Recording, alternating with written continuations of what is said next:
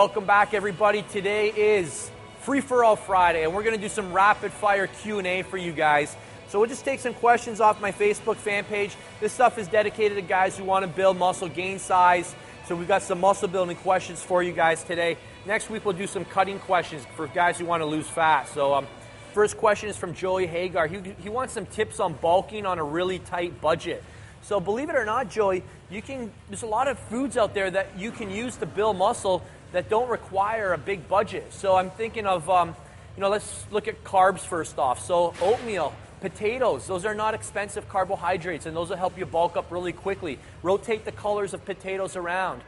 Even heck, cereals, you can even get away with some cereals here and there, but oatmeal is a really cheap carb source that you want to utilize. From a protein standpoint, look for things that you can get in bulk. So chicken, even some steaks aren't as much as you may think.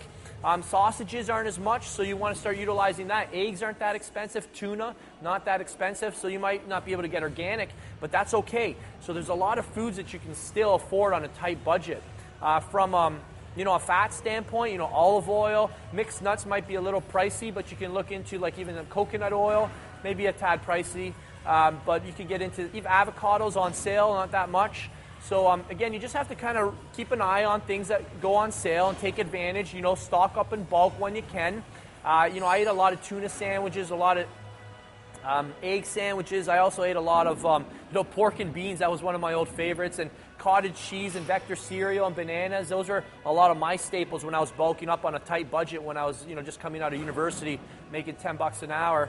And, I made it work. Protein powder isn't that expensive. So, it's a period of time where you're going to have to utilize the budget you have. That's totally fine. And as you make some more money, then you can start making some better choices down the road. But for now, just make the most of what you can. Sorry, that was supposed to be a rapid fire response. But, I want to help you guys out. So let's do a couple more here.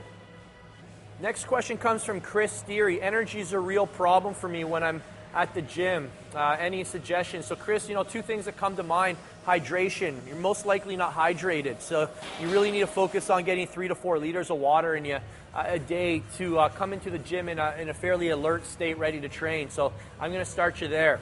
Next question is from Trevor Taylor. He says, I just circuit train and I want to use free weights, but that section of the gym is intimidating.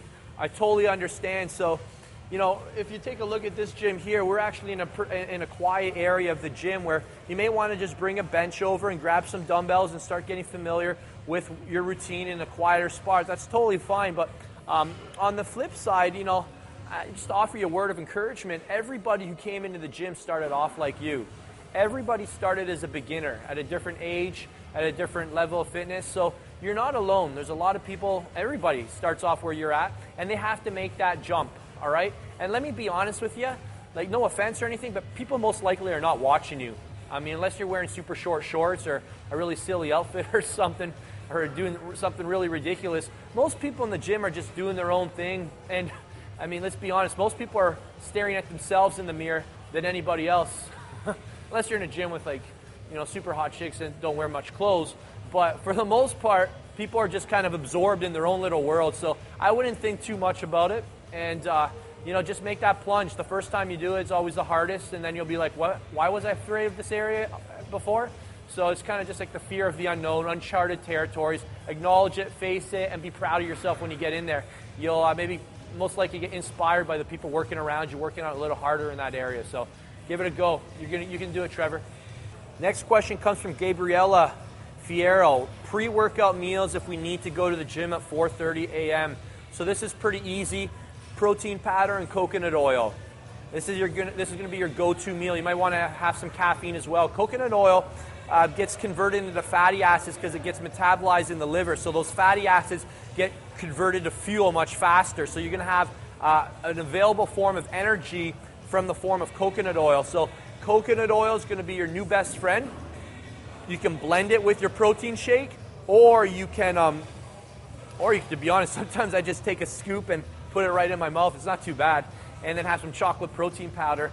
It's really key to have the coconut oil with the protein, because if you have just protein in the morning, that protein can get converted to sugar. Okay, it can get converted to glucose. So we want the fat to slow the absorption of the protein. So never have just a protein shake by itself. We want to slow the absorption of those amino acids that can get converted into fat. So very key point. Protein shake and coconut oil is your new pre-workout meal if you're training at 4:30 a.m. James Zong, he wants to know, hey Vince, should I train separately for each muscle group for each day or just incorporate them all in one day's workout? It depends where you're starting. I recommend beginners start off with full body workouts where you train all your body parts in one workout, and you do that 3 times a week. So if you're a beginner, you know, you're going to train each body part on Monday, but then on Wednesday when you come back, you're going to do different exercises. So you still train the same body parts, but with different exercises, reps, and sets. What you should do is check out my full body workout for skinny guys to build muscle. I'll put links for you in the description, but I've uploaded 6 full body workouts for you, full-blown workouts. I recommend you start with those, and then you transition into a split program. My belief is that you need to earn a split. You don't just jump into a split. Okay, last question here is from Louise Grench.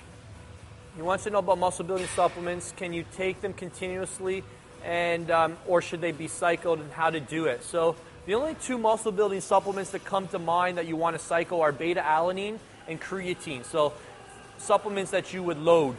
All right, so for me, I basically take these depending on what kind of training I'm doing. So if I'm doing a strength phase where I'm really focused on getting strong, I'll take creatine. When I'm trying to do a lot of high volume lactic acid kind of training, I'll be taking beta-alanine. When that kind of style of training is over and I transition to something else, I come off those supplements. There's no other supplement that really comes to mind.